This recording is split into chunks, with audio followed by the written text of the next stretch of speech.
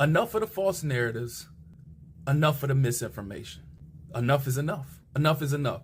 Tired of all the posts people talking about they don't know why Kendrick came out of nowhere and just dissed Drake for no reason, and how it be your own friends, it be your own kind, the ones you put on and bring in close.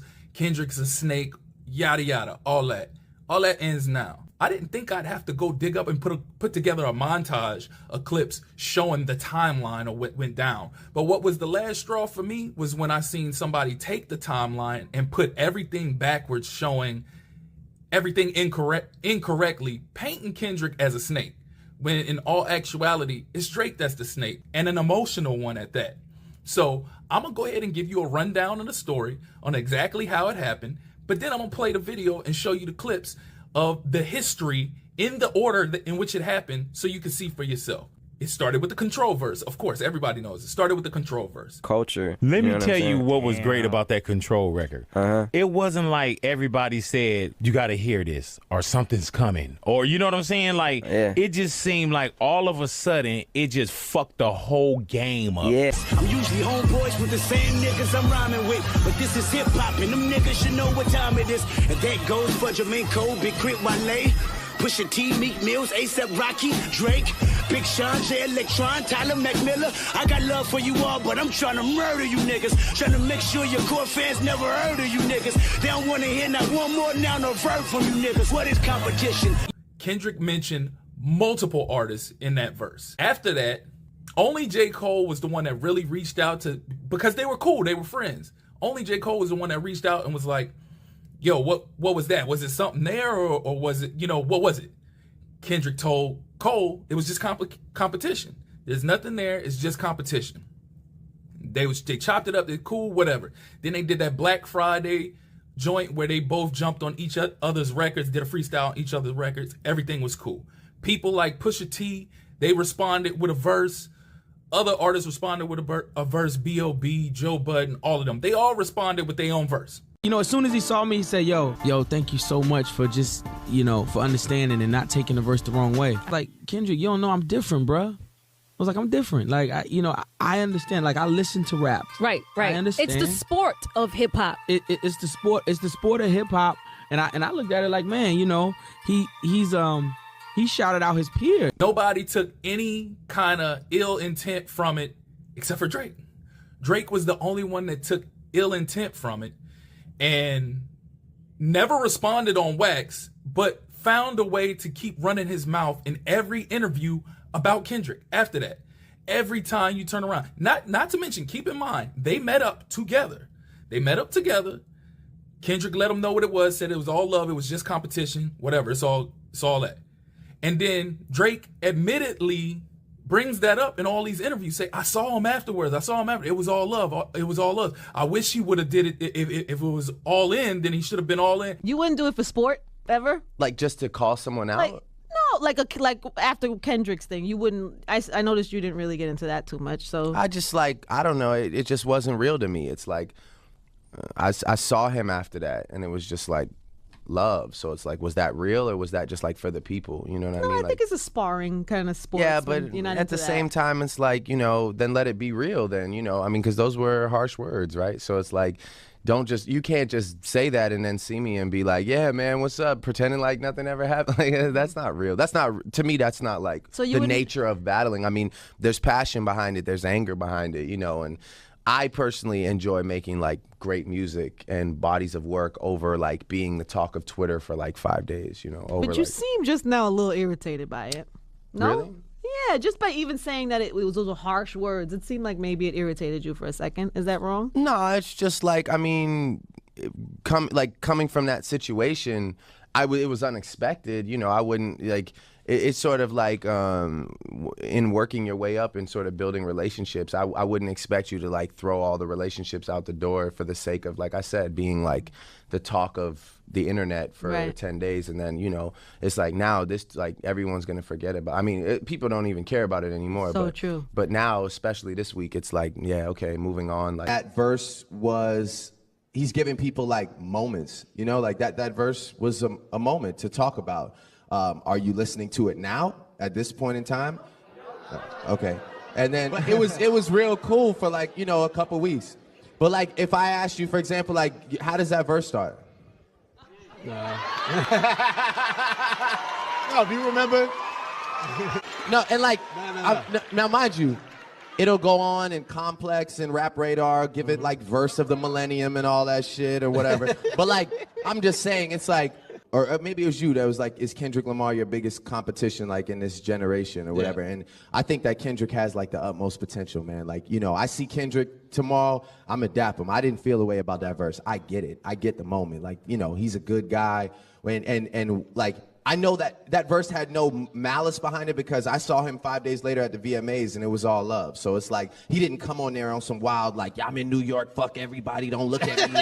Like, I'm the king. So it was one of those things, it's like, I almost wish he had come in there on that shit because I kind of lost like a little respect for the sentiment of the verse. If it's really fuck everybody, then it needs to be fuck everybody. It just can't be halfway for the sake of the people. But you know what I'm saying? Like, for real, that's just how I feel. Then he gets on the Marcellus Wiley and Max Kellerman show and just dogs Kendrick out. And after he realizes what he did in that interview, this is around the time in 2014 when he was supposed to host the ESPYs. When he realized what he did before the interview could air, he called him up, or he had his people call him up and tell him, like, hey, you can't let that interview air. They still wanted to air it, and pretty much it got to a point where they was like, well, if you air it, I'm not doing the ESPYs. So, of course, they didn't air it, so he did the ESPYs. I can tell you now, shit. You can tell me now? Yeah. Let's go. Let's go. Let's go. Vlad TV exclusive. Okay, let's go. Let's go. All right. Let me preface it by saying I wish I had the words in detail. Like, I wish I had the transcript, like, memorized. Okay. I wish I had the recall for the words that Drake said. So it was Drake. Oh, yeah, it was Drake. Okay, so Drake came on your show. So Drake came on our show, Sports Nation. What year was this? Don't quote me. 2011, 12. All I know is this. Drake is doing our show, Max and myself, Max Kellerman and myself, Sports Nation, big hip-hop fans, both of us, because we're hip-hop fans, / he's hosting the ESPYs that year. Now, we always did our show live, always. Studio audience, all this stuff. That day, I don't know why, we had to tape it. So it's like 11:30. Our show aired at like 1:30 or something, 2 hours before the show. And so we taping the interview with Drake. We get there early. We do it. Now, Max and I, so hip-hop, we just go in there. Like, we not got the standard questions. He's like, damn, okay. And it turned into him going at Kendrick Lamar. And really going at Kendrick Lamar, saying, man, come on, man. I'm me and he's him. And all like, he just sunning him. And Max and I, while we doing an interview, you know, we see full shot of Drake. We hitting each other elbow like, this motherfucker going in. We like, and he just kept talking trash about Kendrick. I don't know what he was saying, because I got hit in the head a few times. And do you remember any of the details? Kendrick's not as good as him. They got the video somewhere, so I wish they just let the shit go, because it's out there, but they probably burned them like the Spygate tapes or some shit like, but it's out there. He was saying basically him, Kendrick here, stop comparing me to the guy. So he's hosting the ESPYs and he's flexing. Interview over, 10, 15 minutes, I don't know. Max and I are sitting there like, our lives about to change in 2 hours because, I mean, for hip hop kids to be in the middle of a beef that they ain't a part of, like, I was like, yo, we got the exclusive, it's going down. 12 o'clock comes. You can see everybody moving different in the studio, whatever. 12:15, producers call us up.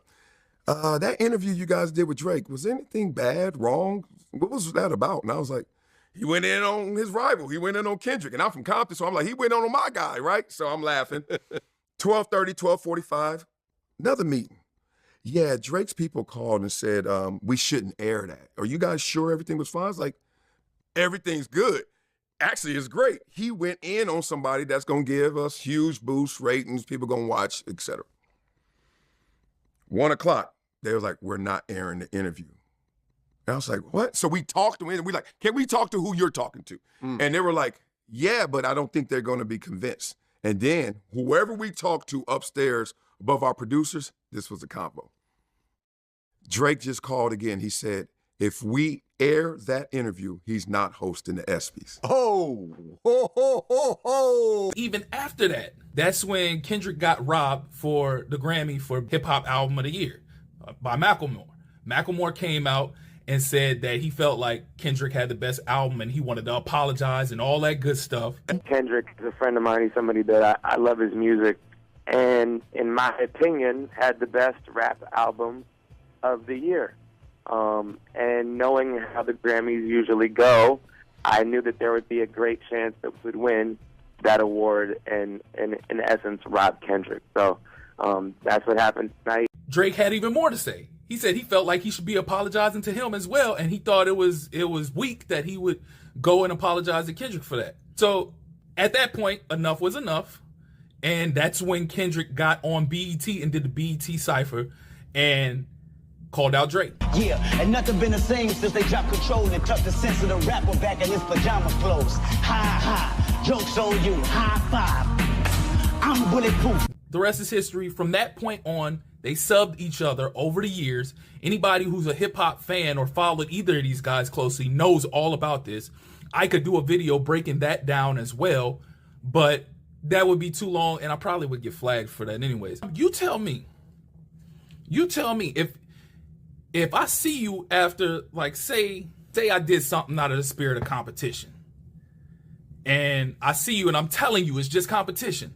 You agree it's all love, it's all good, but then the next chance you get to talk about me, you bad-mouthing me. You giving me backhanded compliments, but you bad-mouthing me. I don't say nothing. Then I don't say nothing. Then the next chance you get to get a microphone in front of your face, you bad-mouthing me again with more backhanded compliments. I still don't say nothing. You get another interview. You bad-mouthing me again. Now, this one I don't know about, but you caught yourself and you called the people up and made sure that wasn't aired because you realized what you did. But then you had something to say again to try to take the spotlight off of me when somebody trying to apologize for me, making it all about you. Are you just going to let somebody keep talking about you and bad-mouthing you every chance they get when you're not saying nothing without you ever saying anything? Who's the real snake here?